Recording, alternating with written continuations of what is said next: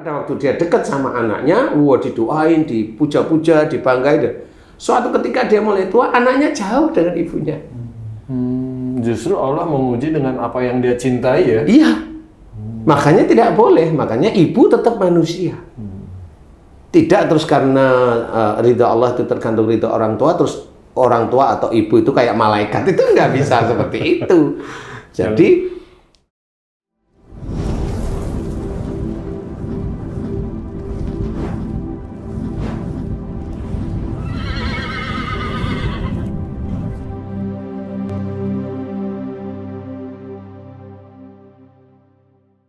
Bismillahirrahmanirrahim. Assalamualaikum warahmatullahi wabarakatuh. Waalaikumsalam warahmatullahi wabarakatuh. Para pemirsa dan sahabat beriman dimanapun berada, Alhamdulillah kita berjumpa lagi di Ustadz Danu Official Channel. Semoga kita selalu dalam lindungan Allah Subhanahu wa Ta'ala. Amin ya Rabbal Alamin. Di video kali ini kita akan ngaji lagi bersama guru kita semua, Pak Ustadz Danu. Assalamualaikum Pak Ustadz. Waalaikumsalam warahmatullahi wabarakatuh. Ya Rabbal Alamin. Saya juga ditemani oleh saudara saya nih, sahabat saya, Bang J. Assalamualaikum, Bang J. Waalaikumsalam, Pak.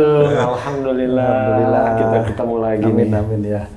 Para sedulur, kali ini bahasan kita tentang doa dari ibu ya. Ini doa dari ibu nih, Pak. Ibu kandung, ibu tiri? Ibu kandung. Sama aja ya? Sama aja kali ya, ibu kandung. Begini Pak Ustadz, ini saya mendengar cerita dari teman saya, teman termasuk ya, teman dekat lah itu Pak Ustadz ya, dimana beliau selalu menceritakan bahwa apapun capaian yang dia capai, keberhasilan yang dia capai, itu dia bilang karena doa ibunya, seperti itu Pak Ustadz. Satu ketika atau setiap tahun lah ya, boleh dikatakan, atau setiap dia pulang, dia selalu mencuci kaki ibunya gitu Pak Ustadz, terus kemudian air cucian itu diminum Pak Ustadz. Jadi teman saya ini selalu bercerita kepada saya bahwa dia itu meyakinin semua keberhasilan yang dia peroleh itu karena doa ibunya. Nah ini bagaimana sebenarnya yang seperti itu Pak Ustadz? Ya. Bismillahirrahmanirrahim. Assalamualaikum warahmatullahi wabarakatuh. Waalaikumsalam warahmatullahi wabarakatuh. Iya, memang ridha Allah itu tergantung ridha orang tua, itu jelas. Cuma maksudnya adalah bahwa seorang anak itu harus menghormati orang tuanya, itu awalnya. Oke, ya. Jadi awal dengan seperti itu dia menghormat pada orang tuanya, sehingga nanti si anak itu akan senantiasa selalu mendengar nasihat-nasihat orang tuanya tentang Allah. Ya, baik itu dari Quran ataupun sunnah-sunnah Rasulullah. Jadi diharapkan agar si anak itu patuh kepada orang tuanya. Makanya kalau ibaratnya ridha Allah tergantung ridha orang tua, ridha Allah itu tergantung ridha orang tua, itu sebenarnya juga agar seorang anak tersebut itu benar-benar ada hormat kepada orang tua, sehingga tidak boleh ada tidak menghormati orang tua atau berani melawan orang tua atau begitulah sebenarnya.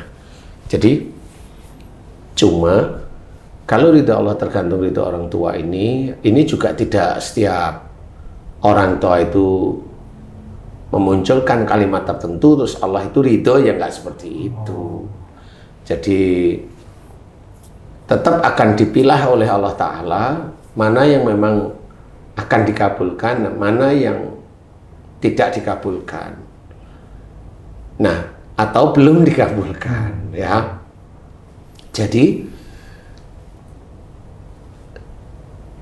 kata-kata atau kalimat dari orang tua itu hampir disamakan dengan bahwa setiap kata yang keluar dari lisan seorang Islam itu adalah doa. Jadi harus dipahami, seorang Islam itu tidak boleh berkata yang ngawur. tidak boleh berkata yang ngawur apapun bentuknya. Nah, di titik itu juga sama dibawa oleh orang tua. Jadi orang tua juga belajar untuk tidak bicara yang ngawur juga, karena itu menjadi doa. Makanya kalau orang tua tidak boleh mendoakan anaknya, dasar anak kurang ajar, ketabrak mobil, itu tidak boleh juga. Karena bisa aja orang tua itu momennya berdoa, ya Allah jadikan anakku kaya, belum tentu itu dikabulkan, tapi dasar anak kurang ajar ketabrak mobil, malah ketabrak beneran yang seperti itu. Iya, jadi cuma yang harus dijaga itu yang seperti itu, yang buruk itu dijaga, nggak boleh keluar. Ataupun kalau memang tahu si orang tua anaknya itu ndablek atau anaknya itu emosional, ya orang tua itu harus mengacu pada dirinya sendiri. Introspeksi lagi. Harus seperti itu. Muhasabah itu seperti itu. Bukan muhasabah itu untuk diri sendiri aja. Diperlihatkan anak kita itu, loh kok kayak perbuatan saya, kok kayak sifat-sifat saya yang tidak baik. Nah, itu muhasabah. Dilihat dari anak, bercermin dari anak. Seperti itu. Nah, hal tersebut itu menjadikan mawas diri sebagai seorang Islam itu. Sehingga tidak semua kalimat atau doa orang tua itu dikabulkan Allah, tidak semuanya. Ada yang dikabulkan, ya. Ada yang tidak, ya. Tetapi yang harus mawas diri si anak atau si orang tua itu sendiri tidak boleh berkata yang buruk. Itu nomor satu. Kalaupun umpamanya anak itu melakukan sesuatu yang buruk, muhasabah, evaluasi bahwa oh ini sifat saya, ini kemudian mohon ampunlah kepada Allah. Kalaupun umpamanya anak itu sifatnya biasa-biasa jadi lucu, ya doakan agar anak itu senantiasa ada di jalan Allah. Jadi tidak ada hal-hal yang berbau negatif tentang anaknya. Jadi kalimatnya seperti itu. Karena orang tua atau si anak, walaupun orang tua itu dianggap dekat kepada Allah Ta'ala, dianggap dekat dari sisi ridhonya, ya ridho Allah itu kan tergantung ridho orang tua. Jadi itu dianggap dekat. Itu juga tetap dia harus punya iman dan amal soleh yang juga bagus di hadapan Allah. Karena kalau itu dianggap doa, berarti dia masuk ke dalam salah satu firman Allah Ta'ala, wa yastajibul ladina amanu wa amilus sholihat. Dan Allah akan mengabulkan doa orang yang beriman serta selalu mengerjakan amal soleh. Iman ini bukan iman asal iman kepada Allah. Iman itu betul-betul dijaga oleh seseorang tersebut, kuat. Sehingga kalimat la ilaha illallah itu lekat betul, baik ke dalam hati, baik ke dalam pikiran, otak, maupun kehidupan sehari-hari. Tidak ada Tuhan selain Allah. Jadi semua makhluk dianggap makhluk. Termasuk tadi pada saat teman kamu tuh itu bilang bahwa semua keberhasilan itu semata-mata dari doa ibunya. Ah, ini tidak boleh. Itu berarti gimana itu menyalahi aturan ketuhanan itu ya, berarti dia menganggap ibunya itu Tuhan. Ya, karena keberhasilannya itu dianggap itu dari ibunya. Kalaupun umpamanya doa, ya tidak dianggap Tuhan, tetapi dianggap itu semuanya dari doa ibunya. Nah, itu tidak boleh, karena kita harus memahami ma sabaka min hasanatin fa minallah. Apa saja nikmat yang kita terima itu dari Allah. Jadi itu harus paham bahwa kalaupun temanmu itu tadi itu cerita bahwa keberhasilan ini dari doa ibunya, belum tentu. Bisa aja itu ujian dari Allah Ta'ala untuk dia. Apakah dia menuhankan Allah ataukah dia menuhankan doa ibunya? Seperti itu. Ini memang sangat tipis. Orang banyak tidak paham. Dan itu tidak boleh. Tidak boleh itu maksudnya begini. Kamu kok berhasil dari mana? Semuanya ini keberhasilan hanya dari Allah Ta'ala. Kalau maunya semua keberhasilan ini dari doa ibu saya. Tidak boleh seperti itu. Jadi tidak boleh, karena tidak tahu doa mana yang dikabulkan oleh Allah Ta'ala. Memang temanmu tahu? Kan tidak tahu. Makanya dalam Quran dijelaskan, apa saja nikmat yang kau terima itu dari sisi Allah. Seperti itu. Jadi yang harus kita ketahui itu. Makanya kalimat la ilaha illallah itu orang banyak yang nggak paham. tidak ada Tuhan selain Allah, bahwa yang memberikan nikmat, yang memberikan rizki, yang memberikan kendaraan, yang memberikan istri, yang memberikan anak itu sebenarnya Allah. Jadi kalau dia bilang seperti itu, nah, tapi kalau memang mau membicarakan tentang doa ibu ya, apa barangkali Allah memberi saya begini dari doa ibu saya, ya wallahu alam. Nah itu boleh, masih boleh seperti itu. Sama seperti umpamanya kita itu mendoakan agar meninggalnya itu husnul khotimah umpamanya. Itu kan doa agar meninggalnya dalam kondisi yang baik. Itu kan doa sebelum meninggal sebenarnya. Kalau sudah meninggal ya nggak tahu sudah nggak ngerti. Baik ini menurut siapa? Baik dari kacamata manusia belum tentu di hadapan Allah itu baik juga di hadapan Allah seperti itu. Jadi banyak dari teman-teman itu yang memang nggak paham. Tapi kalau memang apa dari doa ibu saya ya Allahu a'lam. Itu masih boleh itu. Iya. Atau doa dari kawan-kawan saya itu masih boleh, atau doa dari mamanya tambahin satu lagi, atau doa dari selingkuhan saya mamanya ini boleh juga. Kalau selingkuhan doanya kebalikan nggak ketahuan kan sama sebenarnya. Kalau dia punya selingkuhan mamanya kan tetap selingkuhannya itu butuh ATM-nya sebenarnya. Ya saya selalu Pak lancar terus, semoga pekerjaannya lancar terus ya. Loh kan benar itu, mana dia tahu kan nggak tahu. Bener ya. Bener nggak sih? Bener. Karena ATM-nya atau kartu kreditnya kan dibawa sama dia. Nah, itu nggak tahu, makanya kita tidak boleh menjustifikasi langsung bahwa kita tidak diberitahu oleh malaikat Jibril bahwa itu kamu nikmat tuh karena doa ibumu, ya nggak pernah kan gitu. Allah memberitahu juga nggak akan mungkin kita manusia kan gitu ya. Jadi tidak boleh hal yang seperti itu. Jadi semua semata-mata Allah apapun. Cuma kalau umpamanya melalui atau wasilah ibu saya masih boleh barangkali, tapi masih barangkali. Benar ya. Tapi sering saya dengar yang seperti itu Pak Ustadz. Saya di TV juga sering ada seorang artis itu yang artis diwawancara, bagaimana bisa berhasil seperti ini? Oh ini karena doa ibu saya. Saya setiap pulang cuci kaki ibu saya minum. Sama ini ceritanya Pak Ustadz. Lah sekarang artis itu udah nggak berhasil lagi kayak itu. Gimana? Doa ibunya masih ada? Masih. Kok pertanyaannya bagus ini. Iya. Ya makanya kan di situ. Jadi seseorang itu selalu mencoba memamerkan kepada orang lain itu bahwa saya itu bakti loh sama ibu saya, kan seperti itu. Sebenarnya itu lucu menurut saya. Satu sisi kalau kita dilihat dari sisi agama kita, agama Islam dalam syariat, ada nggak mencuci kaki kemudian air cucian diminum? Nggak ada. Kalau itu dianggap budaya, monggo. Tanda bakti. Iya, itu dianggap budaya loh ya, budaya loh ya. Tanda baktinya. Nah, kalau budaya mah monggo silahkan. Kan gitu. Kalau orang di sini nggak tahu di mana ya, itu kan momennya habis di penjara, kemudian keluar dari penjara, semua celana dalam, pakaiannya dibuang di laut. Ada syariat Islam, ada nggak itu membuang sial? Nggak ada. Lah kenapa dia ditahan? Kejawab, karena dia narkoba. Loh itu kan bukan sial namanya. Udah ya salah kan, itu.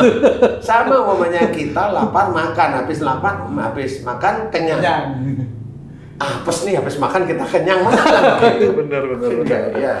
Jadi tidak boleh seperti itu. Itu hidup.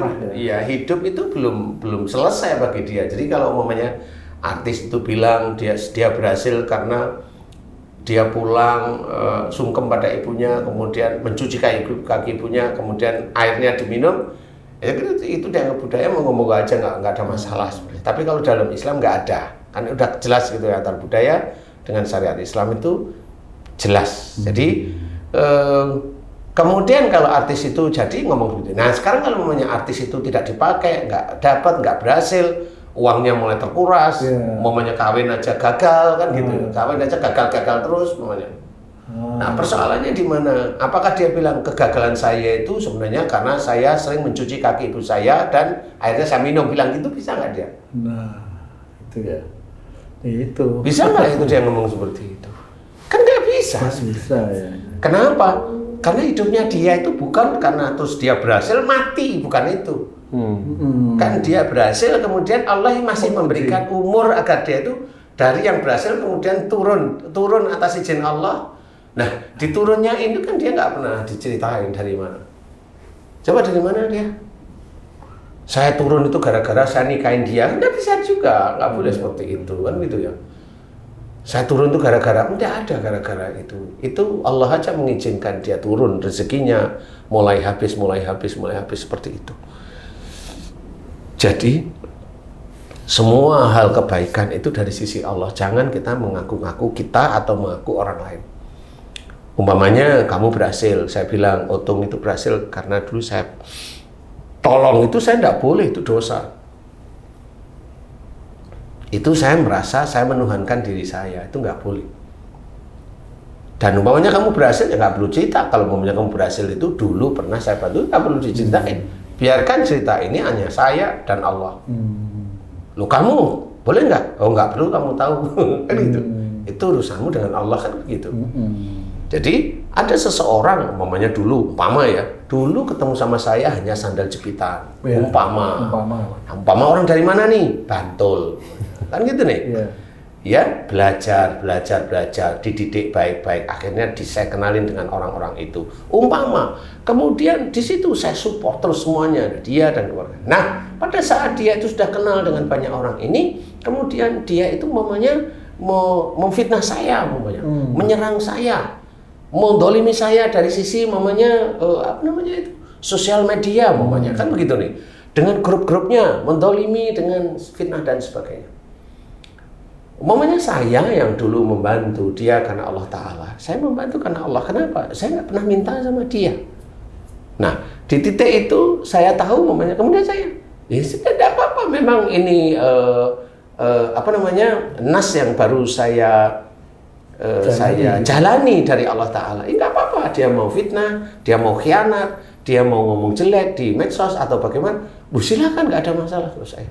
Saya tidak terpengaruh dengan dia memfitnah, dia menjelek-jelekan di medsos, dia menjelekkan di grupnya dia menjelekkan semuanya, nggak ada masalah. Kenapa? Ini jalan hidup saya.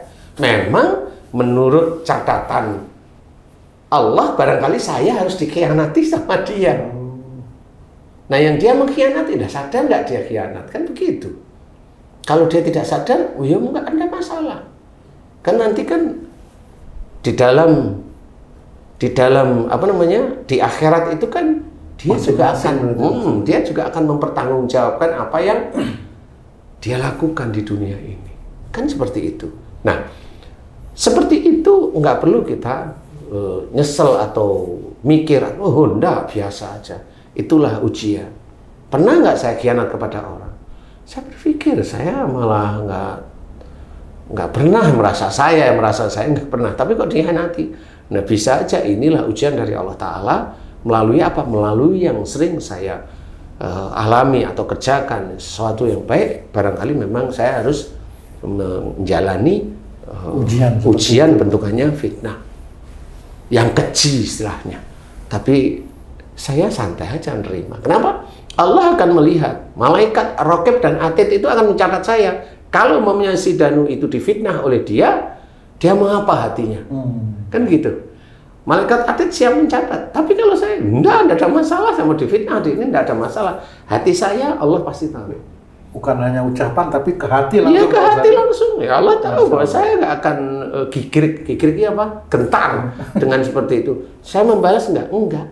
Enggak, saya enggak membalas. Nah, seperti itulah, itu ujian. Jadi tidak perlu itu dibesar-besarkan dengan gitu. Oh enggak, tapi ini namanya ada cerita seperti itu. Dan banyak hal tersebut, banyak yang kita akan menghadapi hal tersebut. Makanya yang harus kita ketahui adalah bahwasanya seseorang itu berkata, kalau dia Muslim, hati-hati, perkataan orang Muslim itu adalah doa. Itu hati-hati, sehingga nggak boleh kita berkata tidak baik. Mamanya kayak tadi saya difitnah, kemudian saya berkata baik. Oh tidak, saya nggak perlu ngomong tidak baik. Saya malah mendoakan agar dia diselamatkan oleh Allah Ta'ala, dia dan keluarganya. Kan seperti itu. Kenapa seperti itu? Itu yang disukai oleh Allah Ta'ala. Nah, saya hanya mencari agar saya juga dimuliakan oleh Allah Ta'ala. Nah, disinilah doa seorang ibu itu akan bagaimana jika itu disampaikan kepada anak. Makanya doa yang baik-baik aja. Oh, dasar kamu anak soleh, jangan lakukan itu lagi ya, masih boleh, itu doa. Kan seperti itu ya. Jangan juga orang tua memaki pada anaknya berani sama ibunya umpamanya ya, kemudian ibunya marah sama anaknya. Nah, ini saling maki. Nah, dua-duanya ini nanti akan bertanggung jawab di akhirat. Yang satu anaknya ditanyain, kenapa kamu dengan ibumu kok berani? Dia jawab, karena ibu saya begini. Si ibunya tanyain, kenapa kalau itu anakmu sendiri kok kamu maki juga, kan gitu. Ya saya dijawab sama ibunya, karena anak saya berani sama saya. Padahal di situ kalau ada saya, lah kan itu genetik kamu, kenapa kamu harus seperti itu, kan gitu. Mau ya sama-sama muhasabah, benar diri, kan gitu. Kalau ada saya, nggak perlu yang lain-lain. Nah itu kan genetik kamu, kenapa harus marah, kan gitu. Nah inilah yang harus kehati-hatian, bahwa doa ibu enggak seperti yang diceritain oleh teman kamu, enggak seperti itu. Tapi kalau mau memasukkan faktor ibu boleh. Ataukah saya berhasil, ataukah ini dari doa ibu saya barangkali ya, wallahu a'lam. Itu masih boleh. Iya. Itu husnudzon sebenarnya. Tapi tidak langsung menjadi keyakinan gitu. Iya, keyakinan ya. Di masyarakat Ustaz, ada juga yang beranggapan doa ibu itu manjur istilahnya, mustajab.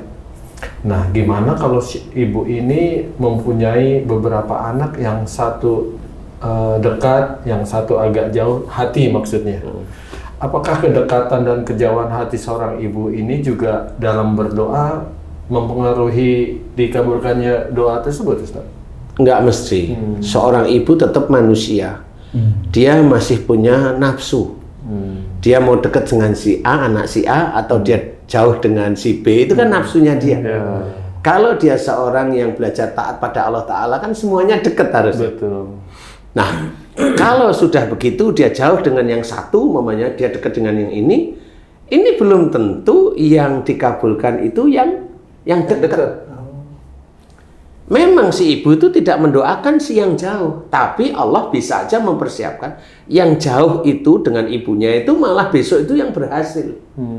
Walau alam ya, ini ada cerita dan itu yang sering saya amati dari beberapa ayat pengalaman saya. Jadi orang yang dijauhi oleh orang tuanya bisa aja besok berhasil. Benar, pada waktu dia dekat sama anaknya, didoain, dipuja-puja, dibanggain.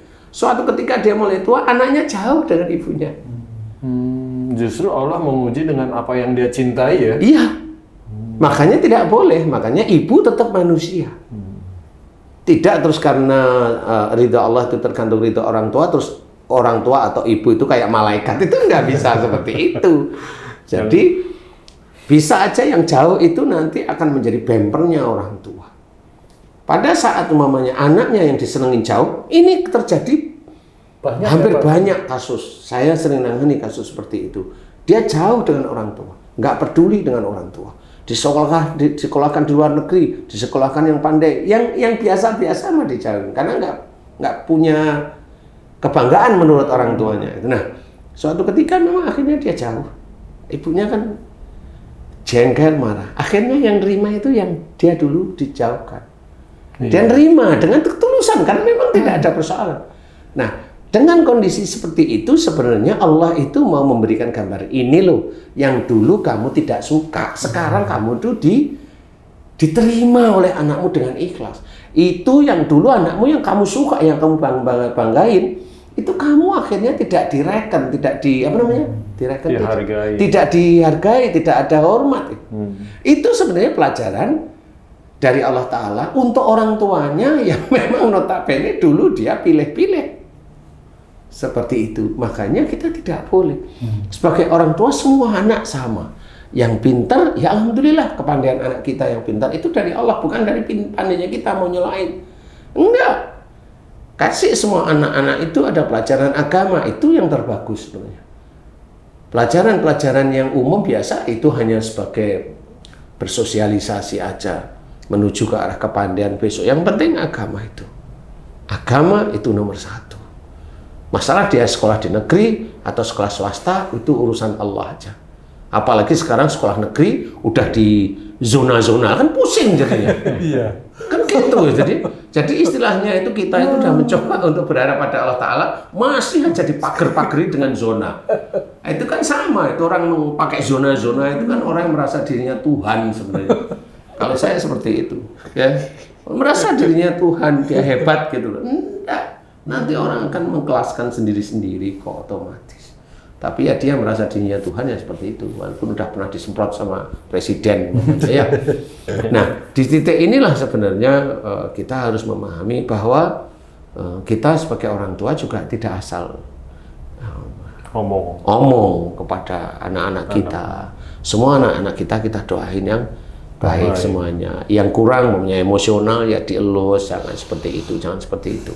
Kalau emosionalnya dari istri ya dikasih tahu istri, tuh kamu itu gini, jangan di depan anak, siapa tahu nanti istri itu malu, kan seperti itu. Kalau nanti itu anak itu emosional dari kita suami ya kita ngerti, kemudian ya mohon ampun kepada Allah, selesaikan mohon ampun kepada Allah Ta'ala. Karena Allah itu yang menciptakan anak-anak kita. Jadi kita mohon ampun kalau kita sudah muhasabah bahwa itu dari kesalahan dan dosa-dosa kita. Ya insya Allah siapa tahu nanti akhirnya anak-anak itu semuanya dijadikan anak-anak yang stabil dari sisi agamanya. Hormat kepada orang tuanya, menghormati beneran. Sehingga di titik itulah kelihatan keluarga tersebut keluarga yang sakinah, mawaddah, warahmah. Itu sebenarnya. Jadi doa ibu itu juga harus hati-hati. Ridha Allah tergantung ridha orang tua. Betul. Tetapi kita sebagai orang tua harus hati-hati. Jangan merasa kita hebat, bangga dengan anak-anak kita. Nggak. Jauh dengan anak yang tidak berprestasi, nggak boleh. Semua anak ini ujian dari Allah Ta'ala untuk kita karena kita menginginkan. Betul nggak sih? Betul. Anak itu kita menginginkan anak nggak sih? Iya, betul. Iya. Coba kalau kamu tuh anakmu nakal itu kamu apa? Kamu marah atau kamu elus-elus kepalanya? Mbok ya jangan nguyur malam-malam tona, nak gitu. Dulu bentak. Kamu tuh. Akhirnya kan nggak ngerti apa yang harus dilakukan. Tapi dulu ada alasan Pak Ustadz, kamu itu bikin mamamu marah. Tapi udah dibentak dulu karena mamanya marahin ke saya. Wah ini langsung saya. Itu namanya dendam. Jadi intinya adalah sebagai orang tua kita harus mawas diri, tidak boleh sembarangan kita berujar atau berkata-kata. Harus diperhitungkan perkataan kita agar kita tidak salah di hadapan Allah dan tidak menjadikan ujian yang berupa anak-anak kita itu malah menjadikan sedihnya kita. Kita harus waspada. Dan bagi anak-anak, hormatilah orang tua. Karena memang ridha Allah itu tergantung orang tua. Hormati orang tua. Hormati orang tua. Karena salah satu hal yang nanti rizki baik itu akan diberikan oleh Allah Ta'ala kepada anaknya, anak-anak itu adalah hormat dan berbakti pada orang tua. Tapi bukan nyuci kaki kemudian diminum, bukan itu. Berbakti itu kan berbuat baik kepada orang tua. Salah dikit minta maaf. Kan gitu, punya uang jajain orang tuanya martabak, bakso, es teler, apa itu? Ya seperti itulah, pecel lele atau bebek goreng mamanya. Kan gitu kalau anak-anak sudah punya uang gitu ya. Ini yang sayang sama orang Giginya tua. udah ada, makan bebek susah. Nah, memang anaknya pinter. Dia beli cuma sama ayah sama ibunya. Kamu nggak makan? Enggak. Nah, orang tuanya juga nggak bisa. Kita kasih ke anaknya. Ya sudah. Anaknya di belakang ketawa. Itu namanya anaknya pinter banget itu. Pinter ini. Prike gitu ya. Jadi intinya seperti itu, harus berhati-hati. Mudah-mudahan istilahnya kita bisa mawas diri semua, sebagai orang tua bisa mawas diri, hati-hati sebagai anak juga harus berbakti pada orang tua. Wallahu a'lam. Alhamdulillah. Terima kasih banyak Pak Ustadz penjelasannya. Para pemirsa dan sahabat beriman dimanapun berada, demikianlah kajian kami kali ini, apa yang telah disampaikan oleh guru kita Pak Ustadz Danu. mudah-mudahan bisa kita pahami dan kita aplikasikan dalam kehidupan kita sehari-hari untuk meningkatkan keimanan dan ketakwaan kita kepada Allah Subhanahu wa Ta'ala. Saya Tung pamit diri, sampai jumpa di video kami yang lain. Wassalamualaikum warahmatullahi wabarakatuh. Waalaikumsalam warahmatullahi wabarakatuh. Alhamdulillah.